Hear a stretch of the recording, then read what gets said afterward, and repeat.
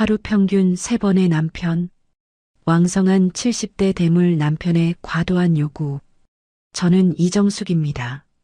올해 65이죠. 남편이 세상을 떠난 지 10년이 넘었습니다. 처음엔 정말 힘들었어요. 하지만 시간이 지나면서 혼자 사는 것도 익숙해지더군요. 한복 디자이너로 평생을 일했던 터라 은퇴 후엔 취미 삼아 한복 수선 작업을 하며 지냈습니다. 그런데 이상하게도 명절이 다가오면 공허함이 밀려왔어요. 특히 추석이나 설날 같은 날엔 더했죠. 주변 사람들은 가족들과 모여 웃고 떠들 텐데 저는 혼자 방에 앉아 낡은 한복천을 만지작거리고 있으니까요. 그해 봄이었습니다. 단골 거래처 사장님이 전화를 하셨어요. 선생님, 제가 좋은 분 한 분 소개해 드릴까 하는데요. 괜찮으시겠어요? 처음엔 거절하려 했습니다. 이 나이에 무슨 소개팅이냐고요. 하지만 사장님이 워낙 간곡히 말씀하셔서 한번 만나보기로 했죠. 약속 장소는 인사동 근처 조용한 찻집이었습니다. 들어서니 창가 자리에 한 남자분이 앉아 계셨어요. 깔끔한 회색 셔츠에 단정한 바지 차림. 머리는 반백이었지만 자세가 꼿꼿했습니다. 이정숙 선생님이시죠? 저는 정혜원입니다. 악수를 청하는 그의 손은 따뜻했어요. 목소리도 부드러웠고요. 은퇴한 대학 총무과장입니다. 지금은 집에서 책이나 읽으며 지내고 있죠. 대화를 나누면서 저는 조금씩 마음이 열리는 걸 느꼈습니다. 정혜원 씨는 말투에 교양이 묻어났어요. 무엇보다 제 이야기를 귀 기울여 들어주셨죠. 한복 디자인을 하셨다고요? 대단하십니다. 요즘 같은 시대에 우리 전통을 지키려는 분들이 얼마나 소중한데요. 그의 칭찬에 저도 모르게 미소가 지어졌습니다. 차 한 잔을 마시는 동안 우리는 많은 이야기를 나눴어요. 그는 클래식 음악을 좋아했고 등산도 즐긴다고 했습니다. 저도 가끔 산에 올라가곤 했기에 공통점이 있었죠. 이정숙 선생님처럼 단정하고 고든 분은 처음 뵙네요. 그가 조심스럽게 건넨 말이었습니다. 얼굴이 화끈 달아올랐어요. 이 나이에도 누군가의 칭찬이 이렇게 부끄러울 줄 몰랐죠.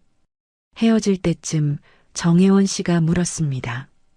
다음 주에 한 번 더 뵐 수 있을까요? 이번엔 제가 좋아하는 전시회에 같이 가시면 어떨까 해서요.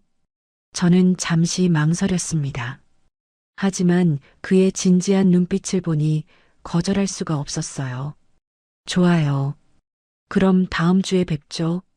집으로 돌아오는 길, 저는 이상한 기분이 들었습니다.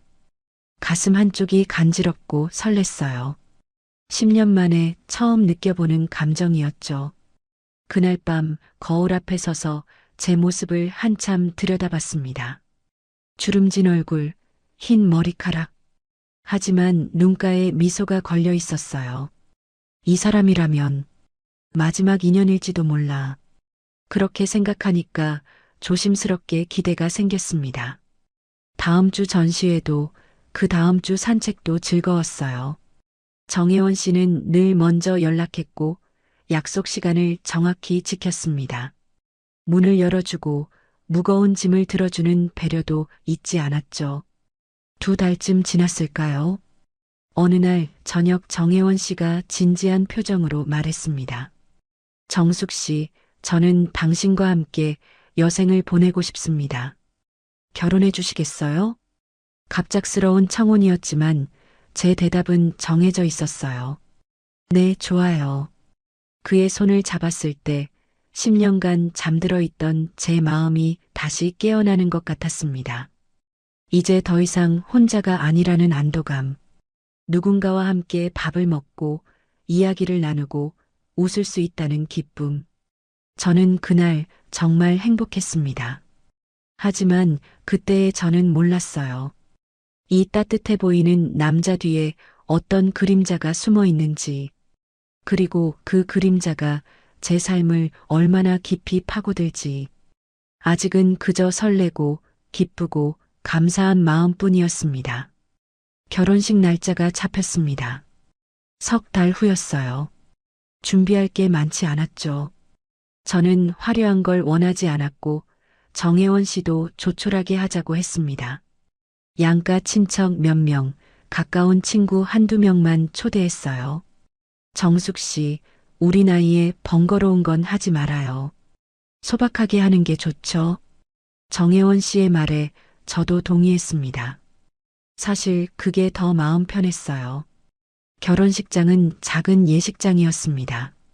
하얀 꽃들이 수수하게 장식되어 있었죠. 드레스 대신 저는 제가 직접 만든 연분홍 한복을 입었어요. 거울 앞에 섰을 때 가슴이 두근거렸습니다. 정말 내가 다시 결혼을 하는구나. 식은 30분도 안 걸렸습니다. 주례 선생님 말씀도 짧았고 축가도 없었어요. 하지만 정혜원 씨가 제 손을 잡았을 때 그 온기가 참 좋았습니다. 오래오래 행복하게 사세요. 거래처 사장님이 웃으며 축하해 주셨어요. 몇 안 되는 하객들도 박수를 쳐주셨죠. 식이 끝나고 우리는 간단한 식사를 했습니다. 한정식집이었어요. 정혜원 씨는 제 옆에 앉아 계속 음식을 권했습니다. 많이 드세요. 오늘은 특별한 날이니까요. 그의 배려가 고마웠어요. 하지만 긴장해서인지 음식이 잘 넘어가지 않았습니다. 오후가 되자 우리는 정혜원 씨 집으로 향했습니다. 아니, 이제는 우리 집이었죠. 제 짐은 이미 며칠 전에 옮겨놓은 상태였어요. 아파트는 깔끔했습니다. 30평대 중반쯤 되는 크기였죠. 거실에는 책장이 가득했고 베란다엔 화분 몇 개가 놓여 있었어요. 이제 여기가 당신 집이에요. 편하게 지내시면 됩니다. 정혜원 씨가 미소 지으며 말했습니다. 저는 고개를 끄덕였어요.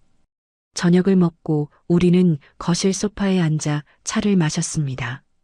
창밖으론 노을이 지고 있었어요. 조용했습니다. 시계 소리만 똑딱똑딱 들렸죠. 정숙 씨, 정혜원 씨가 제 손을 잡았습니다. 그의 손은 여전히 따뜻했어요.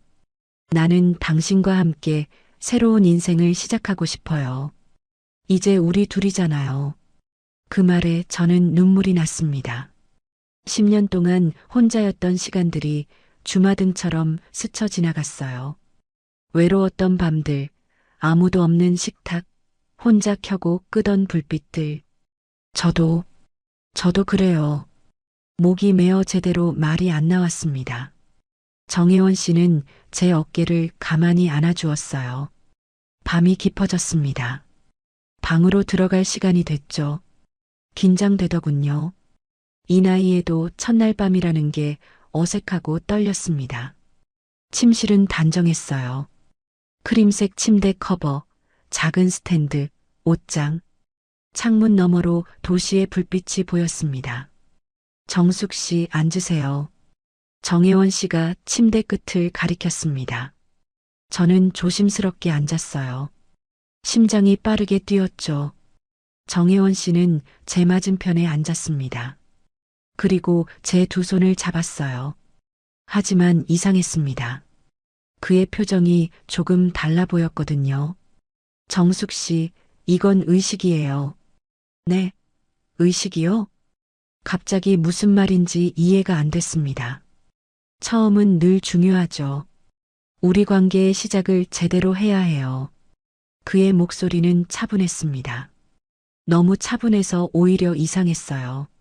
마치 회의 시간에 보고하듯 감정이 없었죠. 저는 그의 눈을 봤습니다. 그런데 그 눈빛이 따뜻하지 않았어요. 낮에 보던 그 부드러운 미소는 어디 갔는지 지금 정혜원 씨의 눈은 너무 차가웠습니다. 마치 저를 사랑하는 남편이 아니라 뭔가를 확인하려는 사람처럼 보였어요. 제 반응을 체크하듯 저를 관찰하듯 바라보고 있었습니다. 이해하시겠어요? 우리 관계에도 순서가 필요해요. 순서? 관계의 순서라니요? 저는 알 수 없는 불안감이 밀려왔습니다. 등골이 서늘해지더군요. 온몸에 소름이 쫙 돋았어요. 의식이라니. 사랑이 의식일 수 있나? 하지만 저는 아무 말도 못했습니다. 결혼 첫날 밤인데 이상하다고 말할 수도 없었죠. 혹시 제가 너무 예민한 건가 싶기도 했고요. 네, 알겠어요. 겨우 그렇게 대답했습니다. 정혜원 씨는 고개를 끄덕이며 미소 지었어요. 하지만 그 미소도 어딘가 이상했습니다. 입꼬리는 올라갔는데 눈은 웃지 않았거든요. 그날 밤은 길었습니다. 저는 계속 이불을 꼭 쥐고 있었어요. 정혜원 씨는 제 옆에서 곧 잠들었지만 저는 한참 동안 천장만 바라봤습니다. 왜 저렇게 말했을까? 의식이라니. 머릿속이 복잡했어요. 하지만 동시에 스스로를 다독였습니다. 첫날이라 긴장해서 그런 거겠지. 원래 남자들은 좀 서툴잖아. 내가 너무 민감한 거야. 그렇게 스스로를 설득하며 눈을 감았습니다. 하지만 잠은 쉽게 오지 않았어요. 창밖에선 바람 소리가 들렸습니다. 나뭇가지가 창문을 긁는 소리. 어둠 속에서 그 소리가 유난히 크게 들렸죠.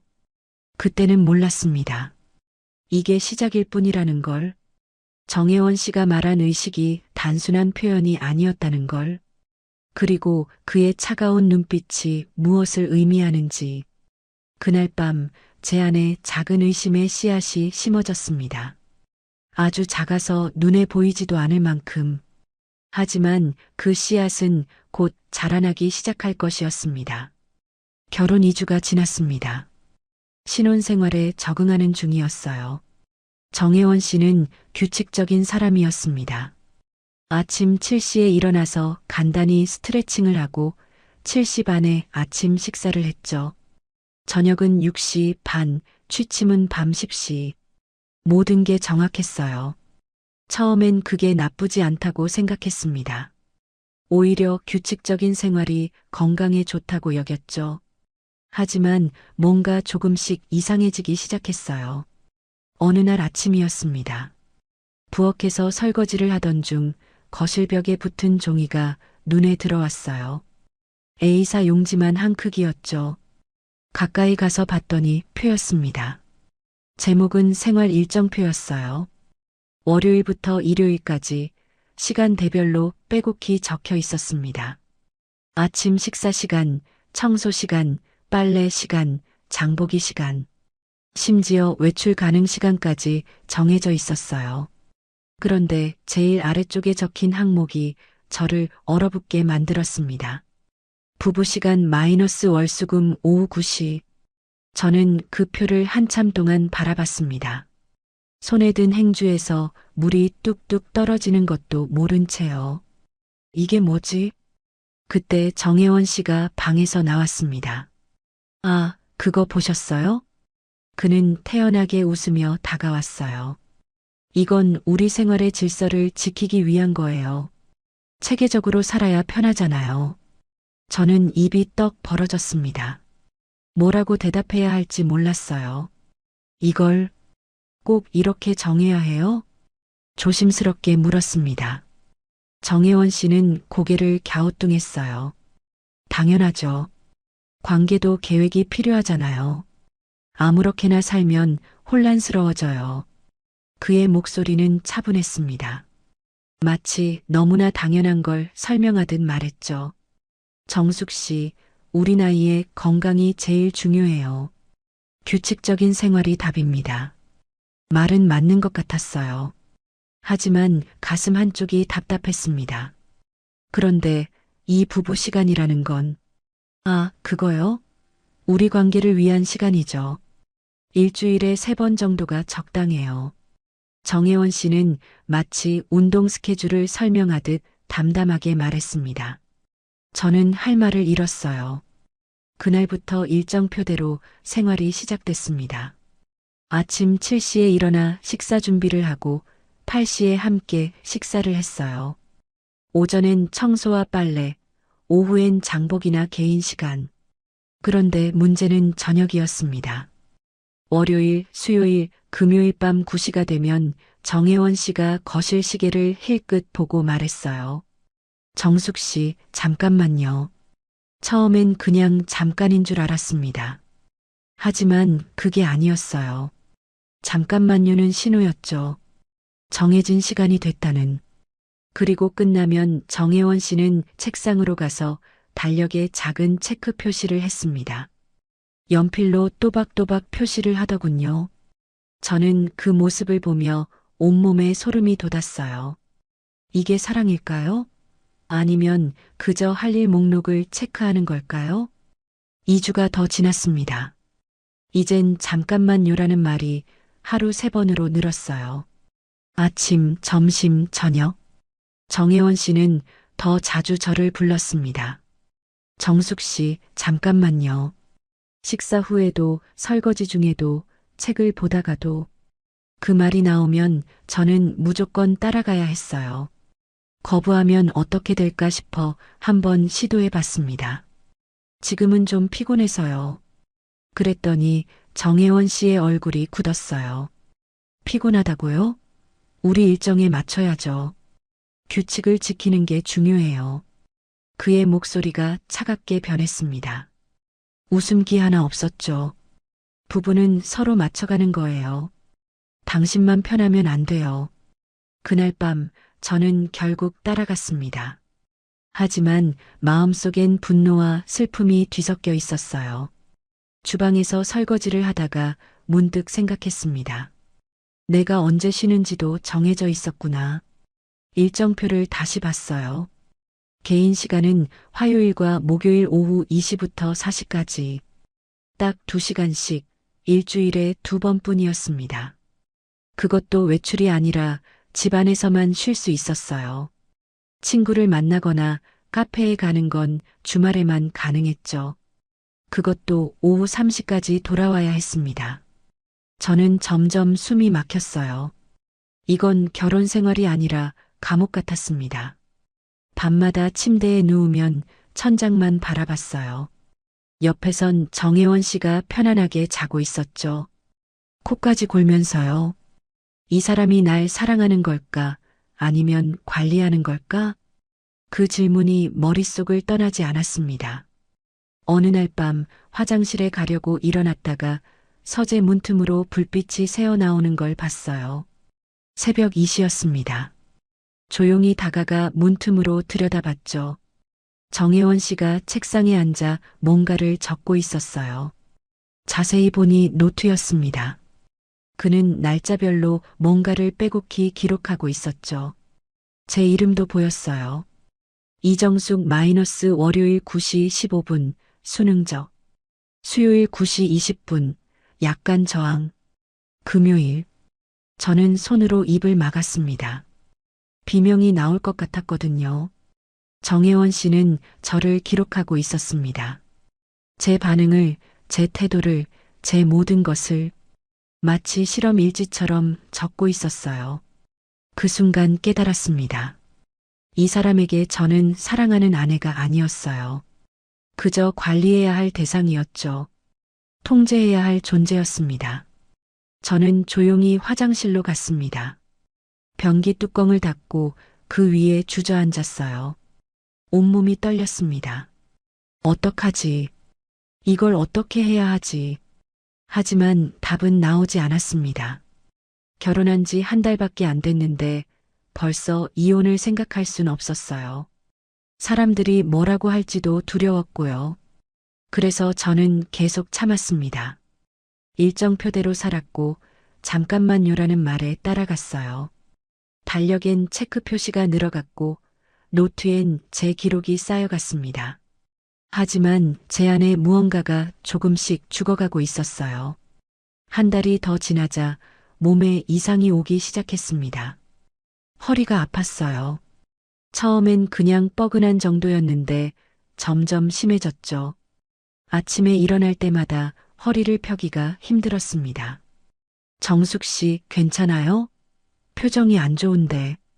정혜원 씨가 물었지만 저는 고개를 저었어요. 아니에요. 괜찮아요. 하지만 괜찮지 않았습니다.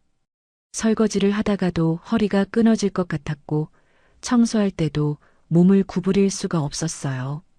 스트레스 때문이었죠. 긴장된 생활, 통제당하는 일상, 숨 쉴 틈 없는 규칙들. 그게 모두 몸으로 왔습니다. 결국 병원에 갔어요. 의사 선생님은 허리 디스크 초기 단계라고 했습니다. 스트레스 관리를 잘 하셔야 해요. 물리치료도 받으시고 푹 쉬는 게 좋겠습니다. 집에 돌아와 정혜원 씨에게 말했죠. 허리 치료를 받아야 한대요. 잠시 요양원에 입원하려고요. 요양원이요? 집에서 쉬면 되잖아요. 아니에요. 제대로 치료받고 싶어요. 제 목소리가 단호했습니다. 정혜원 씨는 잠시 저를 바라보더니 고개를 끄덕였어요. 그래요. 그럼 빨리 나으세요. 일주일 후 저는 강남에 있는 한 요양원에 입원했습니다. 조용한 곳이었어요. 1인실을 배정받았고 창밖으론 작은 정원이 보였죠. 정혜원 씨 없이 혼자 있으니 숨통이 트이는 것 같았습니다. 아침에 눈을 떠도 일정표를 확인할 필요가 없었어요. 잠깐만 요라는 말도 들리지 않았고요. 이틀째 되던 날이었습니다. 물리치료를 받고 복도를 걷고 있는데 누군가가 휠체어를 밀고 지나갔어요. 50대 중반쯤 돼 보인 여성이었습니다. 단정한 옷차림에 짧은 단발머리. 휠체어엔 할머니 한 분이 앉아 계셨죠. 천천히 가세요, 어머니. 그 여성의 목소리가 부드러웠습니다. 저는 무심코 그분들을 바라봤어요. 그런데 그 여성이 저를 보더니 멈춰 섰습니다. 그리고 저를 한참 쳐다봤어요. 혹시 이정숙 씨 아니세요? 깜짝 놀랐습니다. 네, 저를 어떻게... 아, 죄송해요. 제가 실례를 했네요. 그 여성이 미소 지었습니다. 하지만 그 미소가 어딘가 슬퍼 보였어요. 저는 한미경이라고 해요.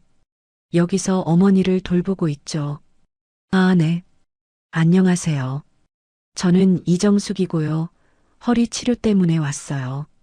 간단히 인사를 나눴습니다. 그런데 한미경 씨가 다시 말했어요. 남편분이 정혜원 씨죠?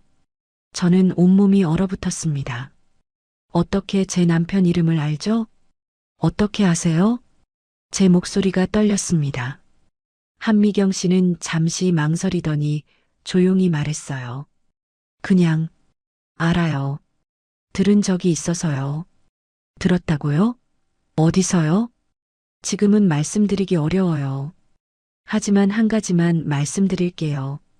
한미경 씨가 제 손을 잡았습니다. 그 손이 차가웠어요. 그 사람 아직도 그대로군요. 무슨 말씀이세요? 조심하세요, 이정숙 씨. 그 사람은... 한미경 씨가 말을 잇지 못했습니다. 그때 휠체어의 할머니가 뭔가 중얼거렸어요. 아, 어머니. 금방 갈게요. 한미경 씨는 황급히 휠체어를 밀고 갔습니다.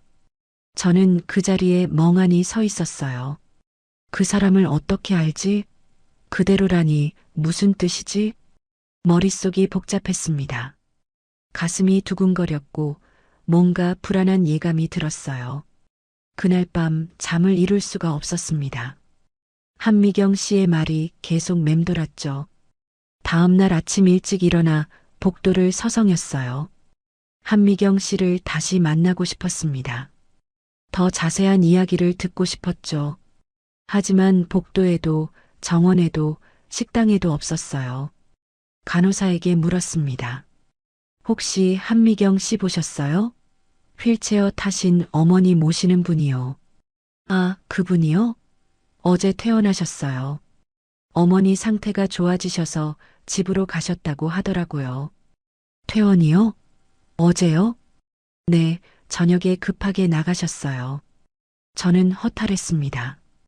왜 아무 말도 안 하고 가신 걸까요? 방으로 돌아와 침대에 앉았어요. 창밖을 멍하니 바라보고 있는데 문득 탁자 위에 뭔가 놓여 있는 게 보였습니다. 어제는 없었던 건데요. 흰 봉투였어요. 가까이 가서 봤더니 제 이름이 적혀 있었습니다. 이정숙 씨에게라고. 손이 떨렸습니다. 조심스럽게 봉투를 열었어요. 안에는 사진 한 장이 들어 있었습니다. 반으로 찢어진 사진이었죠. 흑백 사진이었어요. 젊은 시절의 정혜원 씨가 보였습니다. 30대 초반쯤 돼 보였죠. 그 옆에 한 여인이 서 있었어요. 한복을 입은 여성이었습니다. 미소 짓고 있었고 정혜원 씨 팔짱을 끼고 있었어요. 사진 가장자리가 찢어져 있었습니다. 누군가 일부러 찢은 것 같았어요. 저는 사진을 뒤집어 봤습니다. 뒷면에 글씨가 적혀 있었죠. 낡은 펜으로 쓴 것 같았어요. 글씨가 떨려 있었습니다. 그 사람을 믿지 마세요. 딱 그 한 줄이었습니다. 저는 사진을 꽉 쥐었어요. 손에서 땀이 났습니다. 가슴이 서늘해지더군요. 이 여자는 누구지? 한미경 씨가 왜 이걸 남긴 거지? 사진 속 여인을 다시 봤습니다. 자세히 보니 한미경 씨와 닮은 것 같기도 했어요. 아니, 같은 사람일 수도 있었습니다. 젊었을 때의 한미경 씨가 아닐까요? 그렇다면 한미경 씨는 정혜원 씨를 알았던 게 아니라 함께 사진을 찍을 정도로 가까웠던 사이였다는 뜻이었습니다. 전 부인인가? 아니면 연인이었나? 질문들이 꼬리에 꼬리를 물었어요. 그날 오후 저는 요양원 원무과에 전화했습니다. 혹시 한미경 씨 연락처 알 수 있을까요? 죄송합니다. 개인정보라서 알려드릴 수가 없어요. 그럼 주소라도. 그것도 어렵습니다. 양해 부탁드려요. 전화를 끊고 한숨을 쉬었습니다. 막막했어요. 저녁이 됐습니다. 정혜원 씨가 면회를 왔어요. 좀 나아졌어요? 네, 괜찮아요. 저는 태어난 척 했습니다. 하지만 마음속으론 정혜원 씨를 관찰했어요. 이 사람이 숨기고 있는 게 뭘까? 한미경 씨는 누구지? 정혜원 씨는 평소처럼 담담했습니다. 과일을 깎아주고 이런저런 이야기를 했죠. 일정표대로 생활하고 있어요. 당신 없으니 좀 불편하지만요. 그 말에 제 가슴이 철렁했습니다. 일정표? 그 끔찍한 통제의 상징. 곧 퇴원할 거예요. 그래요. 빨리 집으로 와요. 정혜원 씨가 웃었습니다. 하지만 저는 그 웃음이 이제 무섭게 느껴졌어요. 면회가 끝나고 정혜원 씨가 돌아갔습니다. 저는 다시 사진을 꺼내봤어요. 그 사람을 믿지 마세요. 그 한 줄이 계속 머릿속을 맴돌았습니다. 잠을 청했지만 쉽게 오지 않았어요. 창밖은 어두웠습니다. 멀리서 구급차 사이렌 소리가 들렸죠.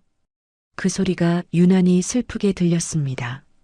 저는 이불을 뒤집어 쓰고 눈을 감았습니다. 하지만 머릿속엔 온통 의문뿐이었어요. 한미경 씨는 누구일까? 왜 경고를 남긴 걸까? 정혜원 씨는 과거에 무슨 일을 한 걸까? 답을 찾아야 했습니다. 이대로 돌아갈 순 없었어요. 일주일 후 퇴원했습니다. 허리는 많이 나아졌지만 마음은 더 무거웠어요.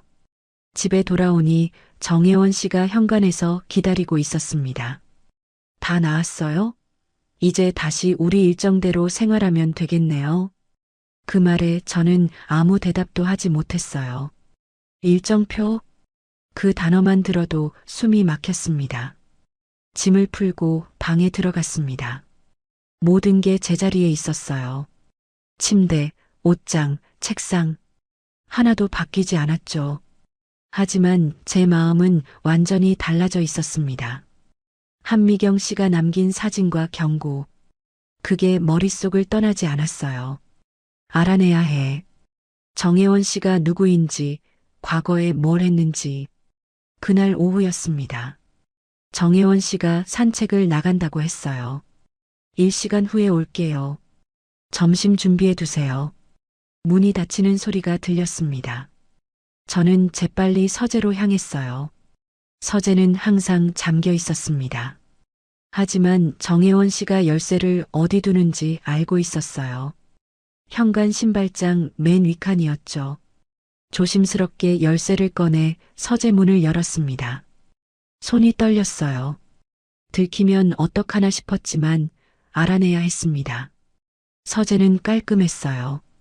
책장엔 법률 서적과 경제 관련 책들이 빼곡했고 책상 위엔 노트북과 서류 몇 장이 놓여 있었죠. 책상 서랍을 열었습니다. 첫 번째 칸엔 펜과 클립, 메모지. 별거 없었어요. 두 번째 칸을 열었습니다. 그때 갈색 봉투가 눈에 들어왔어요. 봉투엔 개인 기록이라고 적혀 있었습니다. 테이프로 봉인돼 있었죠. 망설였습니다. 하지만 한미경 씨의 얼굴이 떠올랐어요. 그 사람을 믿지 마세요. 봉투를 찢었습니다. 안에 여러 서류가 들어 있었어요. 첫 번째 서류를 꺼냈습니다. 건강보험 기록이었죠. 정신건강의학과 진료 기록. 심장이 쿵쾅거렸습니다. 정혜원 씨가 정신과 치료를 받았다는 거죠? 날짜를 봤어요. 5년 전부터 3년 전까지 2년간 꾸준히 다녔더군요. 다음 서류를 펼쳤습니다. 진단서였어요. 충동조절장애, 강박장애, 통제욕구 가다. 글씨가 눈에 들어오는 순간 온몸에 소름이 돋았습니다. 통제욕구, 바로 제가 지금 겪고 있는 거였어요. 일정표, 규칙, 잠깐만요라는 명령. 모든 게 설명됐습니다. 다음 서류를 꺼냈어요. 이혼 서류였습니다. 이혼 확정 판결문. 날짜는 4년 전이었죠. 정혜원 씨가 이혼을 했다는 건 알고 있었어요. 하지만 구체적인 내용은 몰랐습니다. 판결문을 읽었습니다. 원고 김는피고 정혜원의 지속적인 통제와 감시로 인해 심각한 정신적 고통을 받았으며 이름이 검은 마커로 지워져 있었어요. 하지만 김씨 성을 가진 여자였다는 건 알 수 있었죠. 반복적인 일상 통제, 외출 제한, 사생활 침해 등으로 제가 지금 겪는 것과 똑같았습니다. 아니, 제 상황은 더 심했어요. 손이 떨렸습니다. 서류가 바닥에 떨어질 뻔했죠. 전 부인도 나처럼 당했구나. 그래서 이혼한 거야. 그때 더 충격적인 서류가 나왔습니다. 고 김의 사망진단서 라는 글자가 보였어요. 돌아가셨다는 뜻이었죠. 사망 원일란을 봤습니다. 급성 심근경색. 저는 입을 손으로 막았어요. 비명이 나올 것 같았습니다. 전 부인이 돌아가셨다는 거였어요. 그것도 이혼 후 1년 만에. 그 나이에 심장마비라니요. 스트레스 때문이었을 거예요. 정혜원 씨 때문에. 그래서 한미경 씨가 경고한 거구나. 한미경. 김 씨. 혹시 한미경 씨가 이름을 바꾼 걸까요? 전 부인과 관련된 사람일 수도 있었어요. 서류를 다시 넣으려는데 현관문이 열리는 소리가 들렸습니다. 벌써? 아직 1시간도 안 됐는데. 급하게 서류를 봉투에 집어넣었어요. 하지만 손이 떨려서 제대로 안 들어갔습니다. 발소리가 복도로 들어왔습니다. 점점 가까워졌어요. 서랍을 닫으려는데 봉투가 삐져나와 있었습니다. 테이프도 찢어진 상태였고요. 정숙 씨? 정혜원 씨 목소리였습니다. 서재 쪽으로 오고 있었어요. 저는 봉투를 억지로 밀어넣고 서랍을 닫았습니다. 그리고 책장 앞으로 재빨리 이동했죠. 문이 열렸습니다. 여기서 뭐해요? 정혜원 씨가 문간에 서 있었습니다. 표정이 굳어 있었어요. 아, 책 좀 찾고 있었어요. 한복 디자인 관련 책 있나 해서요. 목소리가 떨렸습니다. 들킬까봐 겁났어요. 정혜원 씨는 저를 한참 바라봤습니다. 눈빛이 차가웠어요. 서재는 내 공간이에요. 들어오려면 허락을 받아야죠. 죄송해요. 몰랐어요. 문이 잠겨 있었는데 어떻게 들어왔어요? 숨이 멎는 것 같았습니다. 문이 열려 있었어요. 거짓말이었습니다. 하지만 달리 변명할 방법이 없었어요. 정혜원 씨는 책상 쪽으로 걸어갔습니다. 서랍을 열었어요. 제 심장이 터질 듯 뛰었습니다. 들켰다.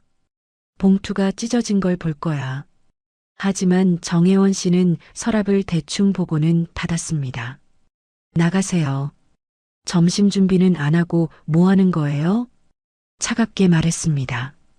저는 고개를 숙이고 서재를 나왔어요. 부엌으로 가는 동안 다리가 후들거렸습니다. 싱크대를 붙잡고 심호흡을 했어요. 이제 어떡하지? 알아버렸어. 정혜원 씨가 얼마나 위험한 사람인지. 점심을 차리는 동안 머릿속이 복잡했습니다. 전 부인의 죽음, 통제 욕구, 정신과 치료 기록, 모든 게 맞아떨어졌어요. 정혜원 씨는 치료받지 못한 거였습니다. 아니, 치료받았다고 거짓말을 한 거였죠. 식사 시간이었습니다. 식탁에 마주 앉았어요. 정혜원 씨는 말없이 밥을 먹었습니다. 저도 숟가락을 들었지만 목으로 넘어가지 않았어요. 정숙 씨, 정혜원 씨가 입을 열었습니다. 그거 봤어요? 네. 서랍 말이에요. 내 서류 봤죠? 등골이 서늘해졌습니다. 들킨 거였어요. 아니에요. 안 봤어요. 거짓말 마세요. 봉투가 찢어져 있었어요. 정혜원 씨의 목소리가 낮아졌습니다. 저는 더 이상 거짓말할 수 없었어요. 봤어요. 왜 봤어요? 내 허락도 없이? 알고 싶었어요. 당신이 누구인지, 과거에 뭘 했는지. 정혜원 씨는 숟가락을 내려놓았습니다. 저를 빤히 쳐다봤어요. 그건 치료받던 기록이에요. 나는 다 고쳤어요. 고쳤다고요? 지금 저한테 하는 것도 똑같잖아요. 제 목소리가 커졌습니다. 일정표, 통제, 감시. 전 부인한테 했던 것처럼요. 정혜원 씨의 얼굴이 굳었습니다. 그리고 이상한 미소가 입가에 걸렸어요. 전 부인 얘기는 하지 마세요. 그건 과거예요. 과거라고요? 그분이 돌아가셨잖아요. 당신 때문에. 그건 그 사람 선택이었어요. 나랑은 상관없어요. 너무나 태연한 말투였습니다. 저는 온몸에 소름이 돋았어요. 이 사람은 반성하지 않았습니다. 오히려 자기 행동이 정당하다고 믿고 있었어요. 저녁이 됐습니다. 저는 방에 들어가 문을 잠갔어요. 밤 9시가 됐습니다. 노크 소리가 들렸어요. 정숙 씨, 잠깐만요. 그 말이 들렸습니다. 예전엔 그냥 명령이었지만 이젠 협박처럼 들렸어요. 오늘은 피곤해요. 문 열어요. 일정대로 해야죠. 손잡이를 돌리는 소리가 들렸습니다. 다행히 문이 잠겨 있었어요. 정숙 씨, 문 열어요. 목소리가 차가워졌습니다. 저는 대답하지 않았습니다. 이불을 뒤집어 쓰고 귀를 막았어요. 그날 밤 저는 결심했습니다. 이곳에서 벗어나야 한다고. 아니면 저도 전 부인처럼 될 거라고. 다음 날 아침 저는 결심했습니다. 도움을 청해야 한다고요. 정혜원 씨는 평소처럼 산책을 나갔습니다. 저는 재빨리 핸드폰을 꺼냈어요. 박도연 변호사님. 제가 한복 디자이너로 일할 때 단골 고객이셨던 분이죠. 은퇴하셨지만 가끔 연락을 주고받았습니다. 전화를 걸었어요. 신호음이 3번 울렸습니다. 여보세요? 변호사님, 저 이정숙이에요. 아, 정숙 씨. 오랜만이네요. 무슨 일이에요? 목소리가 침착하고 따뜻했습니다. 그 목소리를 듣자 눈물이 날 것 같았어요. 변호사님, 도와주세요. 저 큰일 났어요. 무슨 일인데요? 차분히 말해보세요. 저는 숨을 고르고 말했습니다. 결혼한 것, 정혜원 씨의 통제, 발견한 서류들, 모든 걸 쏟아냈어요. 지금 당장 만날 수 있어요? 박도연 변호사님이 단호하게 말했습니다. 네, 가능해요. 어디서 만날까요? 제 사무실로 오세요. 주소 문자로 보낼게요. 전화를 끊고 재빨리 옷을 챙겨 입었습니다. 외출하려는데 불안했어요. 정혜원 씨가 돌아오면 어떡하나 싶었죠. 하지만 지금 아니면 기회가 없었습니다. 택시를 탔어요. 강남 쪽 건물이었죠. 30분쯤 걸렸습니다. 건물 3층에 작은 사무실이 있었어요. 문패엔 박도연 법률상담소라고 적혀 있었습니다. 노크를 하자 문이 열렸어요. 박도연 변호사님이 서 계셨습니다. 어서 와요, 정숙 씨. 68세지만 여전히 단정한 모습이었어요. 회색 정장에 안경을 쓰고 계셨죠. 안으로 들어가 의자에 앉았습니다. 변호사님이 차를 내주셨어요. 자, 천천히 이야기해 보세요. 저는 다시 한번 모든 걸 설명했습니다. 이번엔 더 자세하게요. 일정표, 노트 속 기록, 서류, 전 부인의 죽음. 박도연 변호사님은 심각한 표정으로 듣고 계셨습니다. 그 사람 나를 감시해요. 외출도 마음대로 못해요. 언제 어디 가는지 다 보고해야 하고 친구 만나는 것도 허락받아야 해요. 지금 정숙 씨가 겪는 건 명백한 가정 폭력이에요. 신체적 폭력이 아니라 정신적, 정서적 폭력이죠. 변호사님의 말에 저는 고개를 끄덕였습니다. 그런데 정숙 씨, 그 사람 이름이 정혜원이라고 했죠? 네, 맞아요. 박도연 변호사님이 잠시 생각하더니 말했습니다. 그 이름 어디서 들어본 것 같은데요? 잠깐만요. 컴퓨터를 켜고 뭔가를 검색하기 시작했어요. 키보드 소리가 사무실에 울렸습니다. 있네요. 정혜원. 4년 전 이혼 소송 기록이 있어요. 전 부인이요? 네. 그런데 여기 재산 분할 관련 기록도 있네요. 이상한데요? 변호사님의 표정이 굳어졌습니다. 뭐가 이상한데요? 전 부인 명의로 된 아파트와 예금이 모두 정혜원 씨 명의로 넘어갔어요. 이혼하면서요.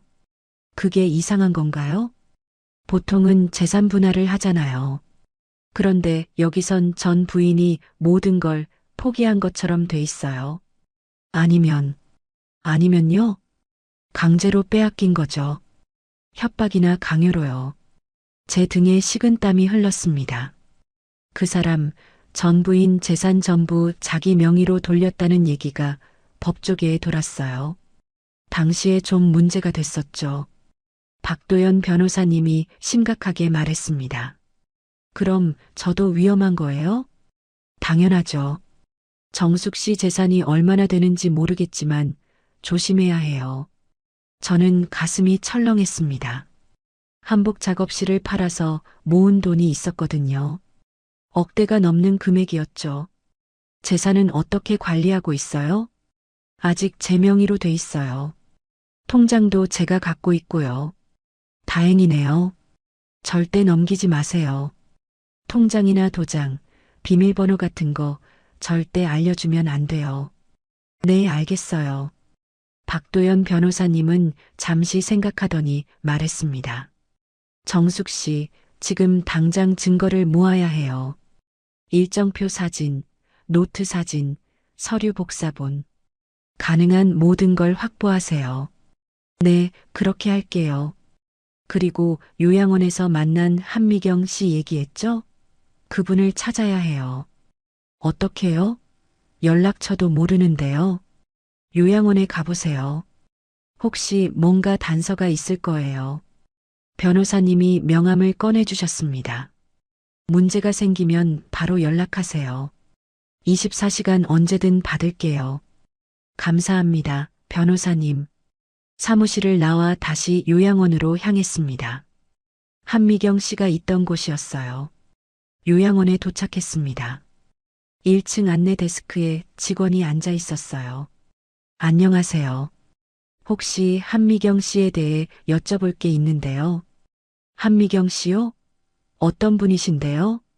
며칠 전에 어머니 모시고 계시던 분이요. 50대 중반쯤 되셨고요. 직원이 고개를 갸우뚱했습니다. 아, 잠깐만요. 확인해 볼게요. 컴퓨터를 보더니 말했어요.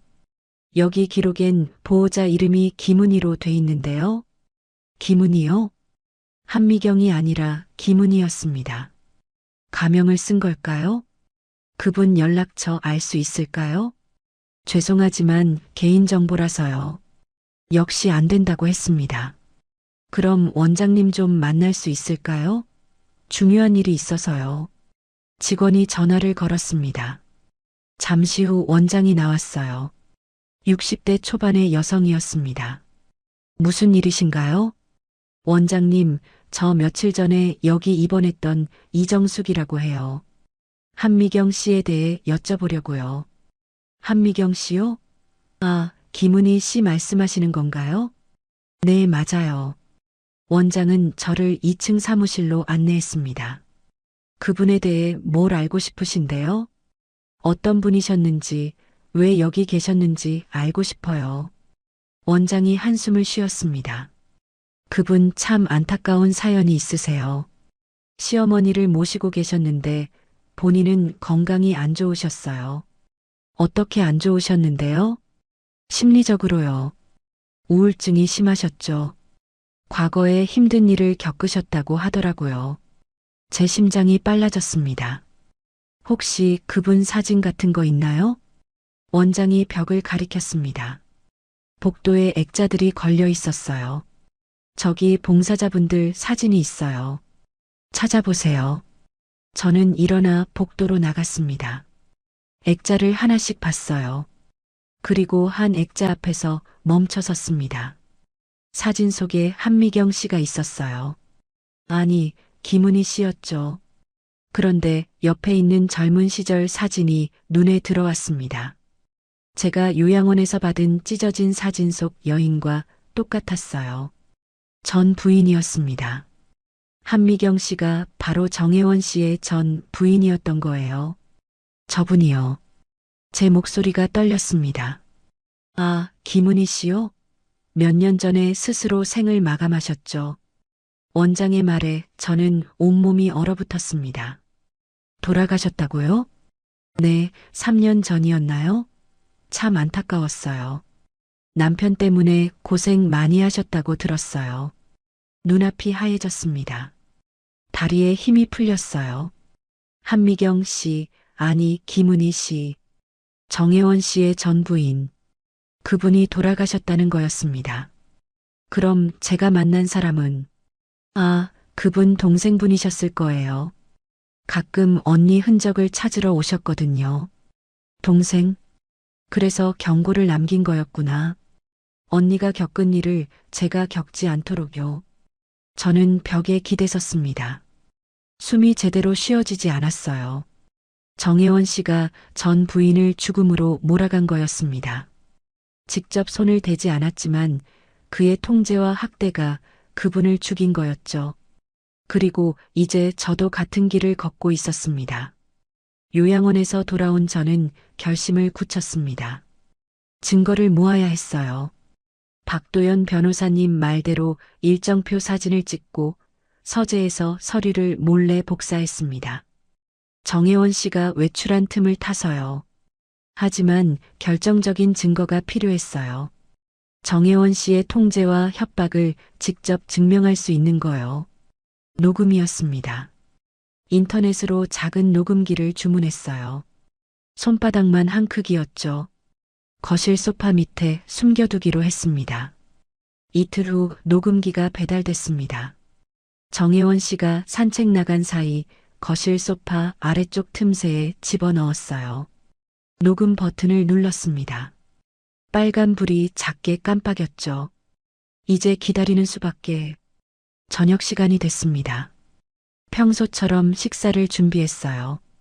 정혜원 씨는 신문을 보며 거실에 앉아 있었습니다. 정숙 씨, 저녁 준비 다 됐어요? 네, 곧 차릴게요. 식사를 하는 동안 정혜원 씨는 말이 없었어요. 뭔가 불편한 기색이었습니다. 오늘 어디 다녀왔어요? 갑자기 물었습니다.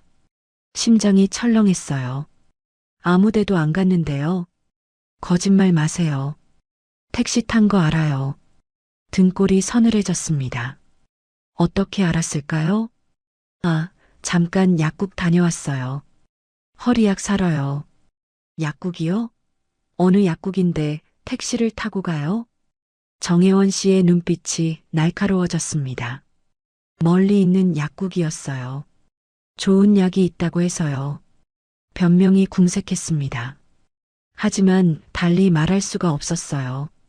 다음부턴 어디 가든 미리 말하세요. 알겠어요? 네. 고개를 숙였습니다. 가슴이 두근거렸어요. 식사를 마치고 설거지를 했습니다. 뒤에서 정혜원 씨의 시선이 느껴졌어요. 밤 9시가 됐습니다. 정혜원 씨가 소파에 앉아 텔레비전을 보고 있었어요. 저는 방으로 들어가려 했습니다. 정숙 씨, 뒤에서 목소리가 들렸습니다. 네. 왜 피하죠? 등을 돌린 채 멈춰 섰습니다. 안 피해요. 요즘 계속 방문 잠그고 있잖아요. 왜 그래요? 정혜원 씨가 일어나 제게 다가왔습니다. 피곤해서 일찍 자려고요. 일찍 자는 건 좋은데 나랑 시간을 안 보내려고 하잖아요. 그의 목소리가 낮아졌습니다. 내게 거역하면 안 된다고 했잖아요. 그 말에 온몸에 소름이 돋았습니다. 거역? 마치 제가 부하 직원인 것처럼 말했어요. 거역이요? 전 당신 부하가 아니에요. 부부는 서로 따라야 하는 거예요. 특히 아내는 남편 말을 들어야죠. 정혜원 씨의 얼굴이 굳어 있었습니다. 시대가 언제인데 그런 말을 해요? 제 목소리가 떨렸습니다. 분노와 두려움이 뒤섞였어요. 시대가 바뀌어도 질서는 있어야 해요. 우리 집엔 우리 규칙이 있어요.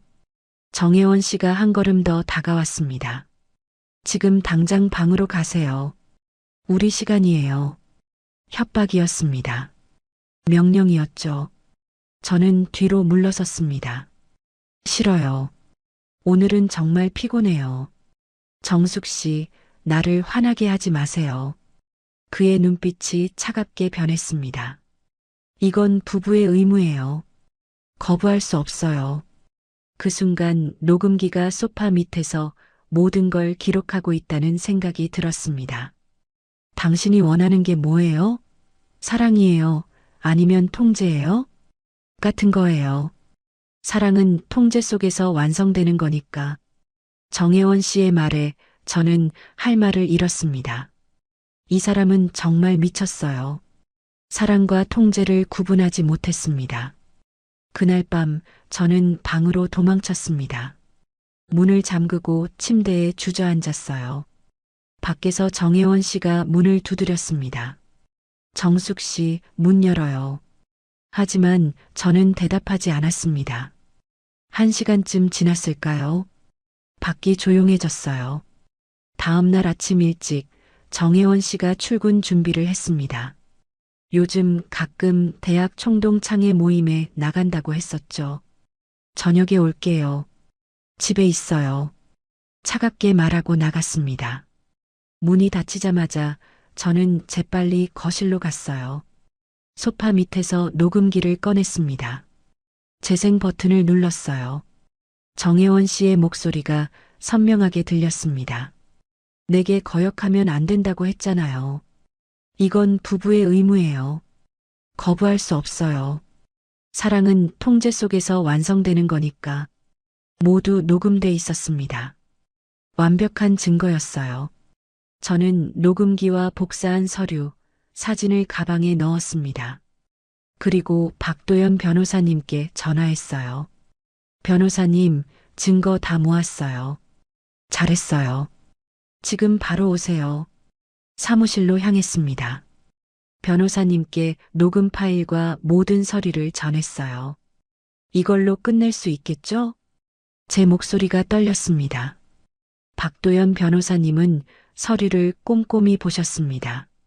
녹음도 들으셨죠? 충분해요. 이혼 소송 들어갈 수 있어요. 정신적 학대, 통제, 협박. 모두 입증 가능합니다. 감사합니다, 변호사님. 정숙 씨, 이제 마지막 단계예요. 집에 가서 당당하게 맞서세요. 더 이상 피하지 마세요. 고개를 끄덕였습니다. 집으로 돌아왔어요. 저녁 시간이 다가오고 있었습니다. 서랍을 뒤지다가 낯선 립스틱을 발견했어요. 제 거였다면 기억할 텐데 처음 보는 색깔이었습니다. 이게 뭐지? 립스틱을 들고 거실로 나왔습니다. 정혜원 씨가 막 들어오고 있었어요. 다녀왔어요. 평소처럼 인사했습니다. 하지만 저는 식탁에 립스틱을 탁 올려놓았어요. 이건 뭐예요? 정혜원 씨의 얼굴이 굳었습니다. 뭔데요? 이건 당신이 데려온 여자 거예요. 제 목소리가 차갑게 나왔습니다. 정혜원 씨는 잠시 망설이더니 말했어요. 그건 일이야. 단순한 위로였다고. 위로요? 그게 당신의 사랑이에요? 정숙 씨, 오해하지 마요. 그냥 총동창회에서 만난 사람이에요. 오해가 아니에요. 당신 전 부인도 이렇게 당했겠죠. 통제당하고, 감시당하고, 배신당하고. 정혜원 씨의 얼굴이 일그러졌습니다. 전 부인 얘기는 하지 말라고 했잖아요. 목소리가 커졌습니다. 왜요? 당신이 죽인 거나 마찬가지잖아요. 내가 죽였다고? 말 조심해요. 정혜원 씨가 소리쳤습니다. 당신 통제 때문에 돌아가신 거예요. 이제 나도 알아요. 모든 걸 다요. 당신이 뭘 안다는 거예요? 병원 기록, 이혼 서류, 재산 문제. 다 알아요. 그리고 녹음도 했어요. 당신이 날 협박한 거요. 정혜원 씨의 얼굴이 창백해졌습니다. 녹음이라고? 네. 증거 다 모았어요. 이제 끝이에요. 저는 침착하게 말했습니다. 더 이상 두렵지 않았어요. 이혼할 거예요. 변호사도 선임했어요. 정혜원 씨는 한참 동안 저를 바라봤습니다. 그리고 웃었어요. 차가운 웃음이었죠. 좋아요. 마음대로 하세요. 가방을 들고 현관으로 향했습니다. 하지만 후회할 거예요. 나 없이 살 수 있을 것 같아요? 문을 열며 마지막으로 말했습니다. 혼자 사는 게 당신이랑 사는 것보다 100배 나아요. 문이 쾅 닫혔습니다. 정혜원 씨가 나갔어요. 저는 그 자리에 주저앉았습니다. 온몸이 떨렸지만 동시에 후련했어요. 드디어 끝이 보였습니다. 이혼 소송은 생각보다 빨리 진행됐습니다. 박도연 변호사님이 모든 증거를 법원에 제출했어요. 녹음 파일, 일정표, 정신과 기록, 전 부인 관련 서류. 하나하나가 정혜원 씨의 통제와 학대를 증명했죠. 정혜원 씨 측 변호사는 반박했습니다. 하지만 증거 앞에서 무너졌어요. 재판은 2번 열렸습니다. 2번째 재판에서 판사는 판결을 내렸어요. 이혼을 허가합니다. 그 말을 듣는 순간 가슴이 뻥 뚫리는 것 같았습니다. 재산 분할 문제가 남았어요.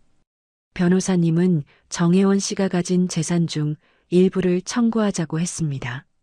하지만 저는 거절했어요. 필요 없어요. 제 돈만 지키면 돼요. 정숙 씨, 당신 권리예요. 받으셔야죠. 아니에요.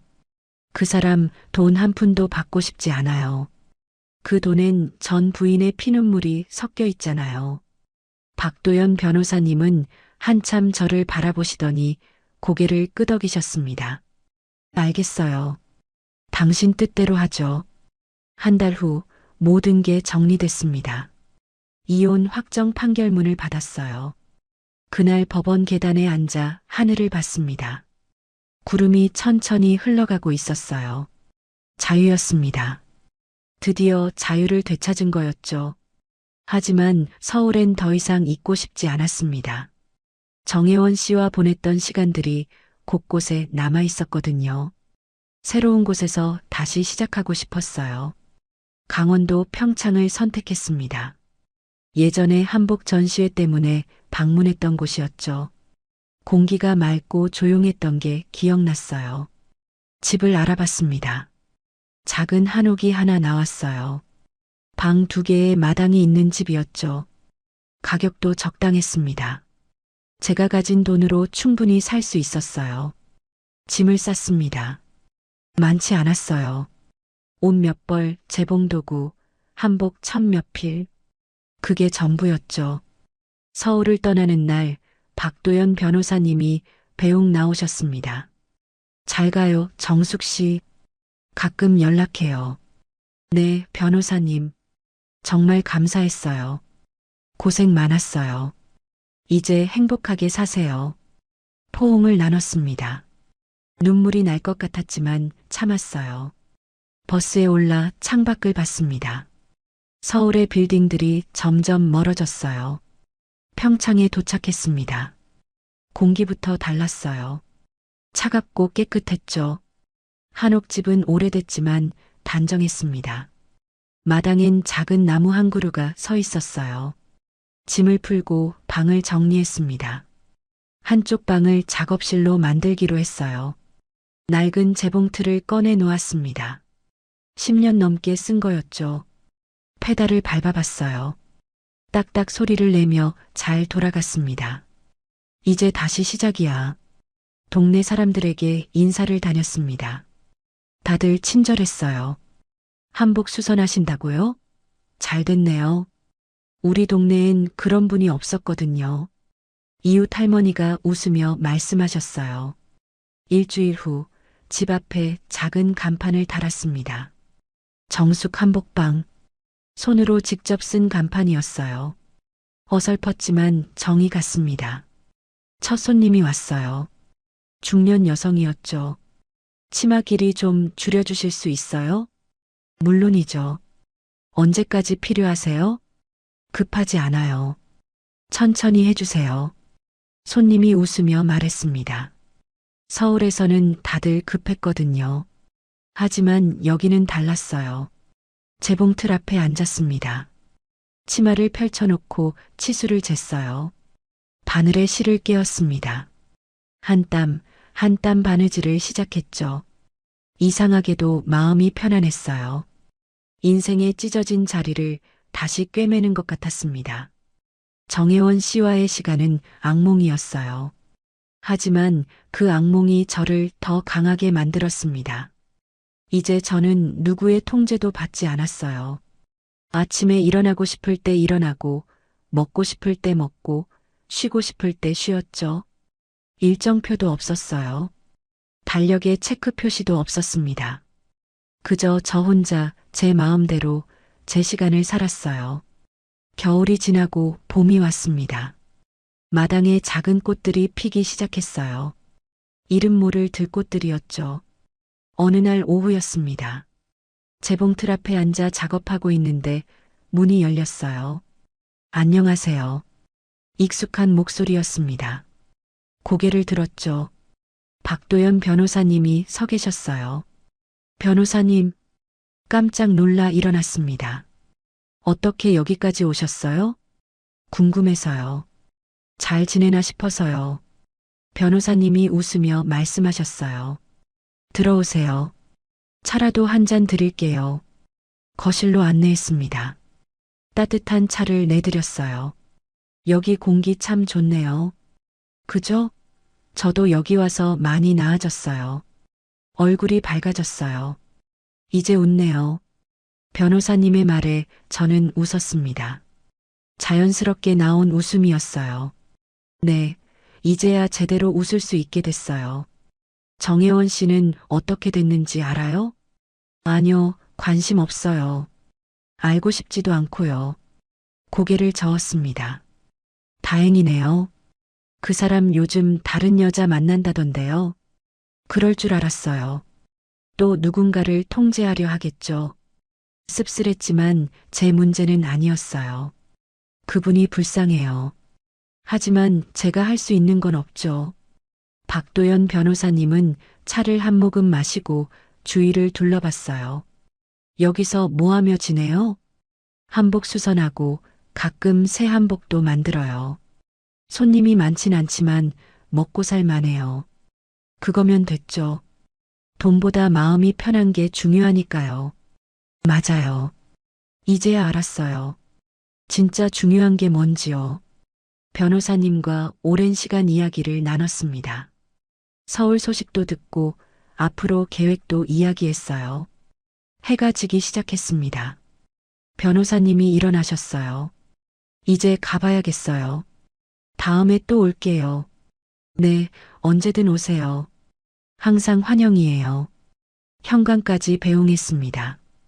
변호사님이 문을 나서다 멈춰 서셨어요. 정숙 씨, 네, 당신 정말 잘했어요. 그때 용기 낸 거요.